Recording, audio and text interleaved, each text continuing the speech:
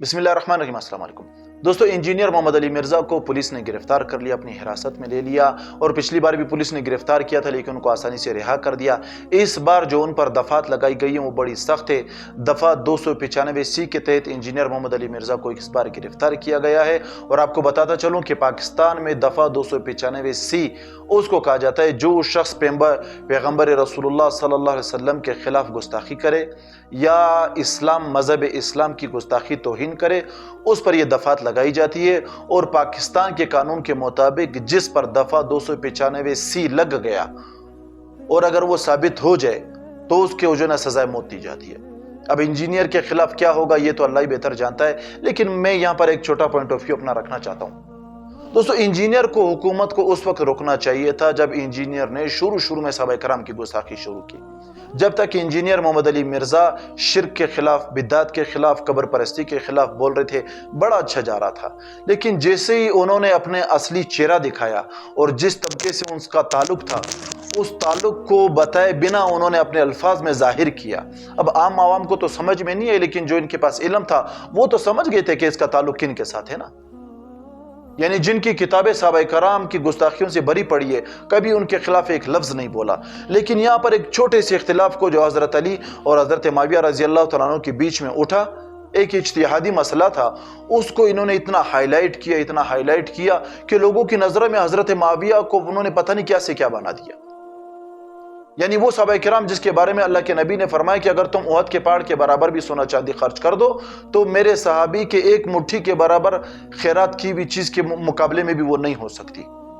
آپ نے ان کو اس طرح ظاہر کیا لوگوں کے سامنے، اور وہ عوام جو 2 وقت کی نماز ٹھیک سے نہیں پڑھ پاتے تھے وہ بھی کمنٹ میں صحابہ کرام کے خلاف الٹی سیدھی باتیں لکھتے تھے، اور آپ کی ویڈیوز کا وہی جو معاملہ سامنے آیا، جو آپ کی ویڈیو کا حل نکلا، وہ پھر رجب بٹ جیسے انسانوں نے اس کو ظاہر کیا۔ یہ آپ کی ویڈیو کے اثرات تھے کہ لوگ صحابہ کرام سے تک بدگمان ہو گئے۔ تو میں پوچھنا چاہتا ہوں، وہ آپ نے جو اس چیز کو ہائی لائٹ کیا، اس کا فائدہ کیا پہنچا؟ کسی مسلمان کو اس کا فائدہ پہنچا؟ مذہب کو اس کا فائدہ پہنچا؟ اسلام کو اس کا فائدہ پہنچا؟ میں نقصانات آپ کو 1000 گنوا سکتا ہوں، آپ مجھے اس کا ایک فائدہ گنوا دیں کہ جو آپ نے صحابہ کرام کے اختلافات کو ہائی لائٹ کیا، جو لوگوں کے سامنے پیش کیا، اس کا فائدہ کیا پہنچا اسلام کو اور مسلمانوں کو؟ اسے تو بہت سے مسائل تھے صحابہ کرام کے بیچ میں جو علماء نے یعنی ان کو نہیں چھیڑا۔ کیوں؟ عام عوام کے استعداد سے باہر ان چیزوں کو سمجھنا، عوام اس کو رخ الٹے طرف لے جاتی ہے۔ جس طرح کچھ غیر مسلم لوگ اسلام کے کچھ مسائل پر جو احکامات ہیں، اللہ کے احکامات ہیں، ان پر بھی وہ لوگ سوال اٹھا لیتے ہیں، اس طرح عام عوام بھی صحابہ کرام کے ان کاموں کو سوالات اٹھاتی ہے اور ان کے خلاف الٹا سیدھا بولنے لگ جاتی۔ تو بھئی وہ تو ان کے دور کے اختلافات تھے نا، انہوں نے رہنے دیا، اور حضرت حسن حسین رضی اللہ عنہ نے ان سے یعنی جو صلح تھی وہ صلح بھی کی۔ ان کی زبان سے، امام حسن امام حسین کی زبان سے کبھی ایسے الفاظ نہیں نکلے جو آپ کی زبان سے نکلے۔ آپ نے کہا میں اس کے خلاف تلوار اٹھاتا۔ آپ وہ انسان جو گھر سے نکلتے ہوئے ڈرتا ہے، کبھی آپ گھر سے نہیں نکلے، کبھی آپ نے کسی سے مناظرہ نہیں کیا کسی امام کے ساتھ بیٹھ کر، آپ نے خود کہا میں گھر سے اس لیے نہیں نکلتا ہوں، میری سیکیورٹی کا مسئلہ، مجھے ڈر لگتا ہے، اور آپ حضرت معاویہ کے خلاف تلوار لے کر نکلتے۔ یہ کرنے والی باتیں تھی آپ کو۔